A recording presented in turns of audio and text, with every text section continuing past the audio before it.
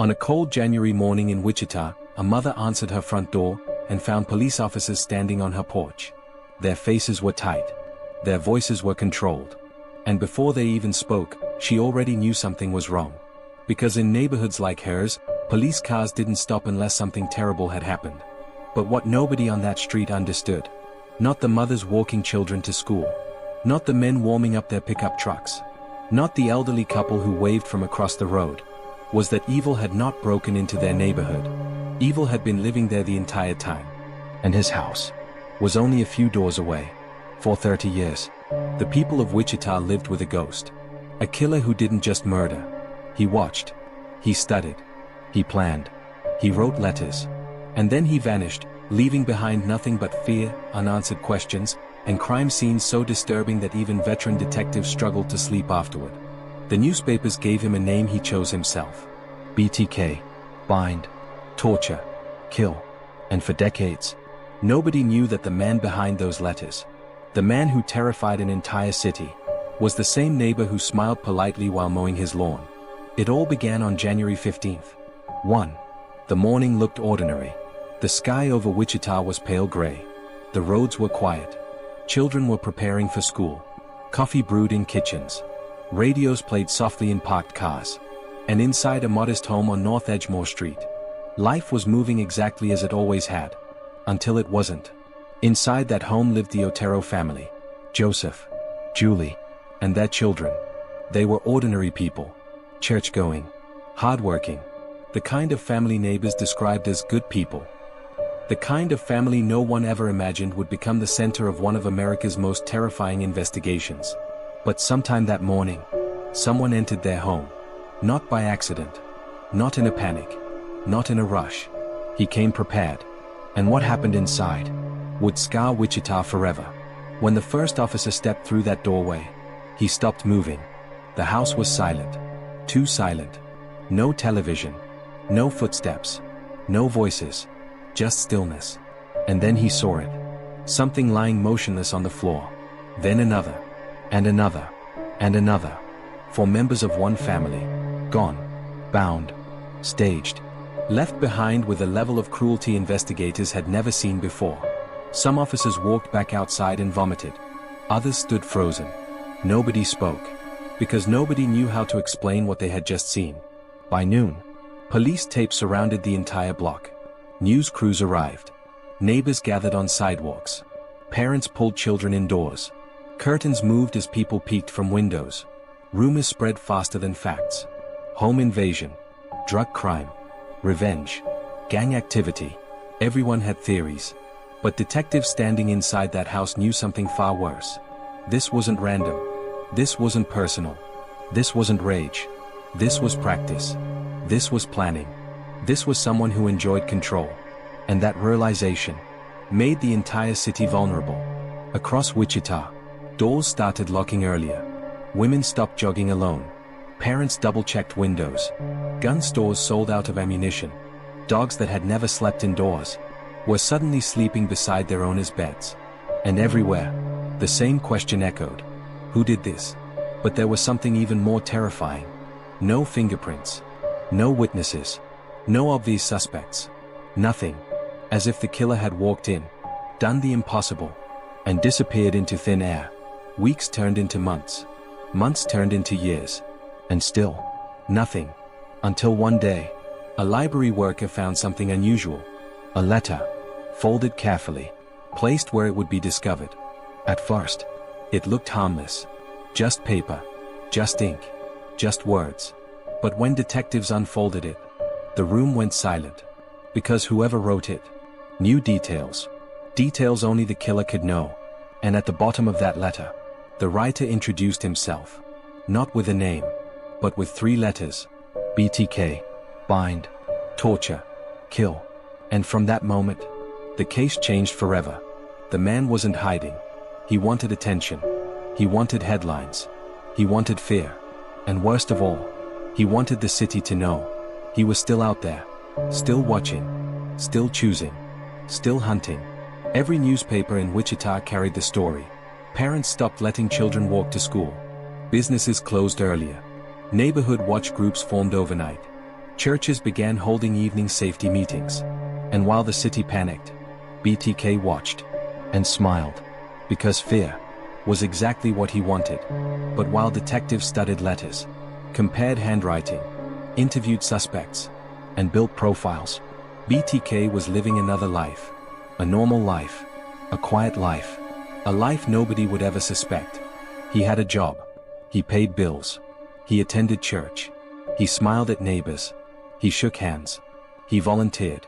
He blended in so perfectly that some of the people hunting him may have passed him in grocery stores, may have waved to him at traffic lights, may have stood beside him in church, never knowing the monster they were chasing was standing right next to them.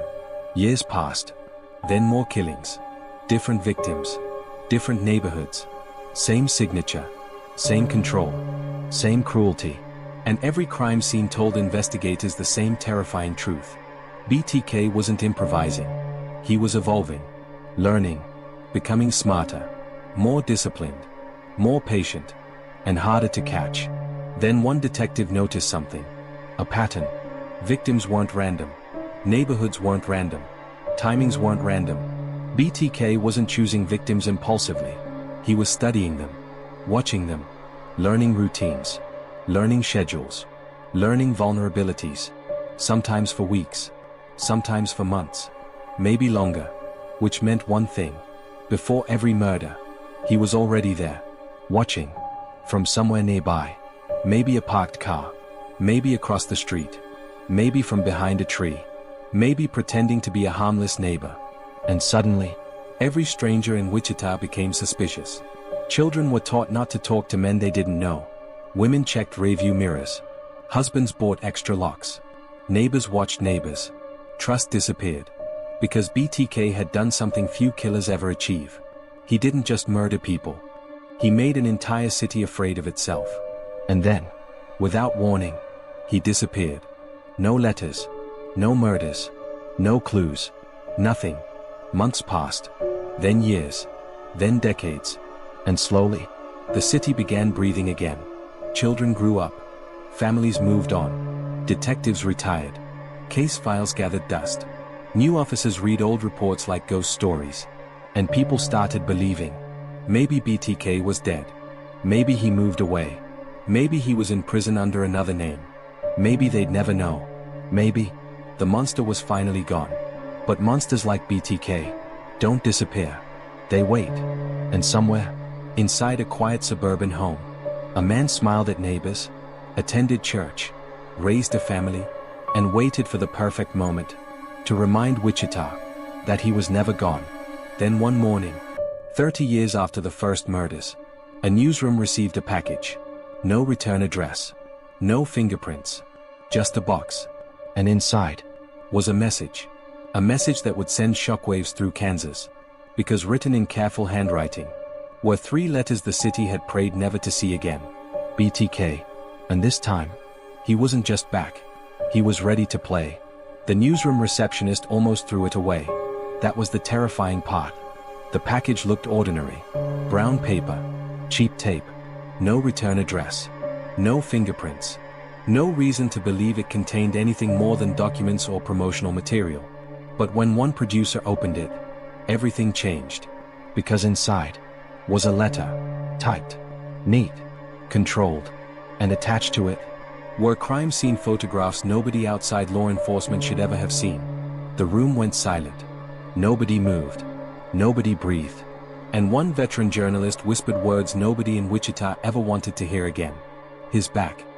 Within minutes, phones were ringing across the city. Police headquarters, state investigators, retired detectives, newsrooms, federal analysts, everyone. Because BTK, the ghost of Wichita, had returned. And this time, he wasn't hiding. He was performing. By that afternoon, inside police headquarters in Wichita, boxes of evidence were pulled from storage. Dusty files were reopened. Old photographs spread across conference tables. Victim timelines. Handwriting samples. Maps. Letters. DNA reports. Thousands of pages. 30 years of fear. Suddenly alive again. And standing over those files were detectives who had spent entire careers chasing a man they had never even seen. Some of them had gray hair now. Some were close to retirement.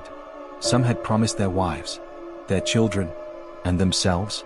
That BTK was a chapter finally closed. But now, he had reopened it. And worse, he knew exactly how to get inside their heads. The new letter wasn't just communication. It was psychological warfare. BTK mocked the police, mocked the city, mocked the victims. And as detectives read line after line, something became painfully clear. He hadn't changed. If anything, he had gotten colder, smarter, more patient, and far more dangerous. Because men who crave attention eventually make mistakes. But men who can wait 30 years, those men are terrifying. That night, across Wichita, fear returned. Parents who had once lived through the 70s now watched their grown children lock doors the same way they once had. Neighborhood Facebook groups exploded. Gun shops saw lines. Security companies ran out of alarm systems. Church parking lots stayed full long after evening prayer. And behind closed curtains, one question returned. Who's next? But inside BTK's mind, this wasn't about murder anymore. This was about legacy. He wanted headlines. He wanted his name spoken. He wanted a new generation to fear him, the way their parents once had. And most importantly, he wanted the police to know he still controlled the game. Detectives created a task force. Dozens of officers, FBI profilers, forensic analysts, cybercrime specialists, retired investigators brought back for consultation. And on the wall, a giant board. Victims, locations, letters, timelines, maps. Every murder connected with red string. Every communication studied. Every word analyzed. But one thing bothered everyone. BTK wasn't acting like an old man. He wasn't acting rusty. He wasn't acting cautious. He was acting confident. And confidence usually meant one thing. He believed he couldn't be caught. Then, something happened. A local television station received another package. This time, inside was a doll. Bound, posed, staged. A twisted recreation of one of his murders. Even veteran officers had to look away. Because this wasn't just evidence. This was theater. And BTK was directing every scene. That night, one detective sat alone in the evidence room. Coffee cold. Lights dim. Boxes stacked around him. He had spent 20 years chasing this man. Missed birthdays. Missed anniversaries. Missed school plays. All because somewhere in Wichita, a monster kept slipping through his fingers. And now, the monster was back. Mocking him. Smiling. Playing. The detective stared at the letters. Then at the photographs. Then suddenly, he noticed something. Tiny. Almost meaningless. A phrase. One sentence. Repeated. Again. And again. And again. A writing habit. A rhythm. A pattern. Not enough for an arrest. But enough to tell him something critical. BTK hadn't evolved as much as he thought. He still had habits. And habits catch killers. Meanwhile, somewhere in a quiet suburban neighborhood, a man watered his lawn. Neighbors waved. Children rode bicycles. Dogs barked. Mailboxes opened. Nothing looked unusual. The man smiled politely. Asked one neighbor about their daughter's soccer game. Complimented another on a new pickup truck. Laughed. Shook hands. Completely normal. Completely harmless. Except, inside his garage, hidden behind tools and storage boxes, were secrets that could destroy an entire city. Back at headquarters, the task force began profiling. Male. Organized. Obsessive. Likely employed. Likely married. Likely religious. Likely someone people trusted. That last one made the room go silent. Because if the profile was right, BTK wasn't a drifter. He wasn't a loner. He wasn't hiding in shadows. He was inside communities. Inside churches. Inside schools. Inside family neighborhoods. Possibly shaking hands with the same people who feared him. Days passed. Then another letter arrived. This one, more personal. BTK asked questions. Technical questions. Computer questions. Digital questions. Questions that seemed harmless. Almost childish. But one detective froze the moment he read them. Because BTK wasn't just talking. He was asking for help. And that meant something critical. He trusted the police. Or more accurately, he believed he was smarter than them. Which meant he was about to make a mistake. The task force created a plan. If BTK wanted to communicate digitally, they would let him. But every word, every file, every piece of metadata would become a trap. And for the first time in 30 years, the hunters felt close. Very close. Closer than ever before. Weeks later, a package arrived at a church. Inside, a floppy disk. Old, black, ordinary. To most people, it looked harmless. But to detectives, it looked like opportunity. Because somewhere on that tiny disk could be the first real trail BTK had ever left behind. The evidence room filled with tension. Nobody joked. Nobody talked. The disk sat on the table like a bomb. One forensic analyst slid into his chair. Gloves on. Computer isolated. No internet. No contamination. No mistakes. He inserted the disk. The screen flickered. Loading. Loading. Loading. And suddenly, files appeared. Documents. Letters. Drafts. Deleted fragments. Metadata. And then, the analyst's breathing changed. Because hidden deep inside that disk was something BTK never meant to leave behind. A name. Not the killer's full name. Not yet. But enough. Enough to send chills through every detective in that room. Enough to make one veteran investigator whisper, "Oh my God." Because after 30 years, for the first time, BTK wasn't a ghost anymore. He was becoming real. That night, across Wichita, families slept peacefully, unaware. Children dreamed. Streetlights glowed. Dogs barked. Neighborhoods stayed quiet.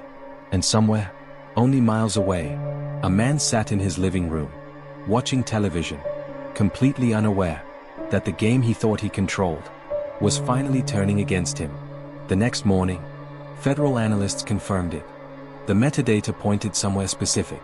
Not a city, not a region, a person, a church leader, a family man, a neighbor, someone who had spent years standing in front of communities, preaching discipline, order, morality. And when detectives saw the full name appear on the screen, no one spoke, because some of them actually knew him. And one detective slowly looked up and whispered, "No." Then he stared back at the monitor, at the smiling family photograph, at the church records, at the city employee file, and finally, at the name, Dennis Rader. And in that moment, every piece of the puzzle suddenly made horrifying sense. But there was one problem. A massive problem. Because while detectives now knew who BTK was, BTK had absolutely no idea that they knew. And if he sensed even the slightest thing, he could disappear forever. Again, the room went completely silent. No phones, no coffee cups, no nervous jokes, no movement, just detectives, staring at the screen, at a single name. A name that had just transformed 30 years of mystery into something horrifyingly real. Dennis Rader. Some of the detectives blinked. Read it again. Then again. Because after 3 decades, after hundreds of interviews, thousands of pages of evidence, countless sleepless nights, the monster they had spent their careers chasing suddenly had a face, a home address, a family, a job, a church, a daily routine, and perhaps the most terrifying part of all, a normal life. One detective slowly leaned back in his chair. Another removed his glasses. A younger officer, who had grown up hearing BTK stories from his parents, just stared. Because standing on that computer screen wasn't a drifter, wasn't a criminal mastermind hiding underground, wasn't a ghost. It was a man many people in Wichita already knew. A father, a husband, a church president, a compliance officer, a man who attended community meetings, a man who smiled at neighbors, a man who mowed his lawn, a man who helped people, and according to the evidence, a man who had murdered for pleasure. The task force moved immediately, quietly. No leaks, no media, no press conferences, no sirens, no dramatic arrests. Because if Dennis Rader suspected anything, he might destroy evidence. He might run. Or worse, he might kill again. And nobody in that room was willing to take that chance. The first step DNA. But obtaining DNA from a suspect, without alerting him, would require patience and precision. Because after 30 years of outsmarting law enforcement, BTK trusted almost nobody, except his family. And that would become the break investigators needed. Detectives quietly dug into family medical records, court documents, archived records, everything. And eventually, they found something. A biological sample from one of Dennis Rader's children, legally obtained years earlier. Routine medical records. Nothing criminal, nothing suspicious. But now, potentially everything. The sample was rushed to the lab, and for the next several hours, nobody inside police headquarters relaxed. Nobody smiled. Nobody went home. Because if the DNA matched, 30 years of fear would finally have a name. Inside the forensic lab, machines hummed softly. Analysts moved carefully. Gloved hands. Computer screens. Digital sequences. Sample after sample. Comparison after comparison. And finally, one forensic examiner looked up, then looked at the lead detective, and quietly nodded. It matched. Not maybe. Not possibly. Not inconclusive. A match. A biological connection between Dennis Rader's family and DNA recovered from one of BTK's crime scenes. After 30 years, the ghost was flesh and blood. But even now, the arrest had to be perfect. No mistakes. No warnings. No second chances. Because Dennis Rader still had no idea. His game was over. February 25th. 1. A quiet suburban morning in Park City. School buses. Coffee mugs. Mailboxes opening. Dogs barking. Completely ordinary. And sitting inside his vehicle, Dennis Rader prepared for another normal day. Same route. Same roads. Same routine. Exactly as he had done for years. And then, everything changed. Unmarked vehicles appeared. One behind. One ahead. Another to the side. No sirens. No flashing lights. Just movement. Controlled. Professional. Deliberate. And before Dennis could fully process what was happening, police vehicles boxed him in. One detective stepped out. Weapon drawn. Voice firm. Clear. No emotion. Dennis, turn off the vehicle. For the first time in decades, BTK had nowhere to go. Witnesses later said Dennis looked confused. Not panicked. Not angry. Confused. As if his mind was racing. Trying to understand. Trying to calculate. Trying to figure out. How? How had they found him? How had 30 years of planning, 30 years of caution, 30 years of control, collapsed in a single morning? He was handcuffed, placed into a vehicle, and driven away, quietly, without the city even realizing. One of America's most terrifying killers had just been captured. Back at headquarters, Dennis Rader sat in an interrogation room. Calm, composed, almost polite. And when detectives entered, something about him felt normal. Too normal. Middle-aged man. Glasses. Neat clothes. Soft voice. No rage. No visible darkness. No monster. At least not on the surface. Then the questioning began. And what happened next would disturb even seasoned investigators. Because Dennis Rader didn't deny anything. He didn't ask for a lawyer. He didn't act shocked. He didn't pretend. Instead, he began talking, almost casually, like a man discussing a work project. Detectives asked about the letters. He smiled. Asked about the murders. He nodded. Asked about BTK. And Dennis quietly said, yes. Then, he started explaining, victim by victim, year by year, house by house, how he watched, how he planned, how he entered homes, how he selected targets, how he controlled them, how he rehearsed, how he fantasized. And according to investigators, the calmness in his voice was harder to handle than the crimes themselves. Because Dennis didn't sound guilty. He sounded proud. He described projects. That was his word. Projects. Not murders. Not victims. Projects. As if human lives were assignments, goals, experiences. Detectives sat silently, listening, writing, trying not to react. Because every detail, was another family destroyed, another life stolen, another child left behind, another community shattered.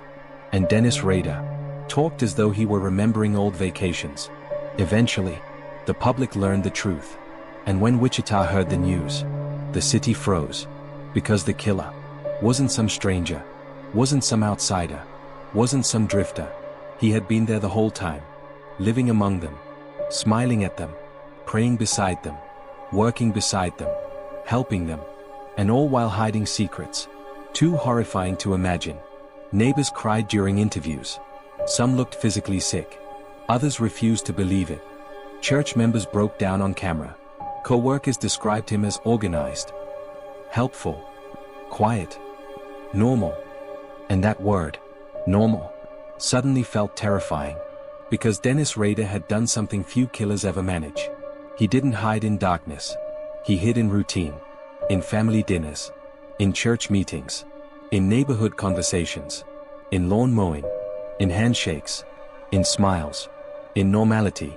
During court proceedings. Families of victims sat only feet away from him. Some cried. Some stared. Some shook. Some couldn't even look at him. Because for them, this wasn't history. This wasn't headlines. This wasn't true crime. This was personal. This was decades of pain. Waiting. Not knowing. Hoping. Grieving.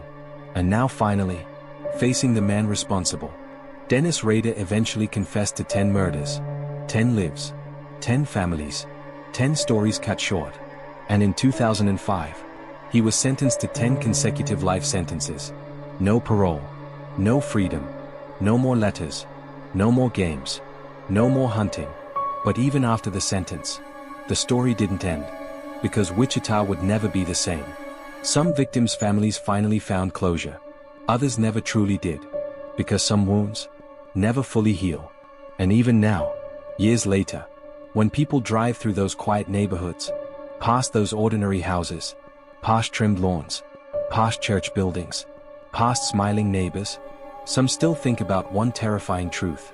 For over 30 years, a monster lived in plain sight. He waved. He smiled. He shook hands. And nobody knew. Because sometimes, the scariest killers aren't hiding in dark alleys. They aren't wearing masks. They aren't running from police. Sometimes, they're living right next door. And that is what made BTK one of the most terrifying killers America has ever known.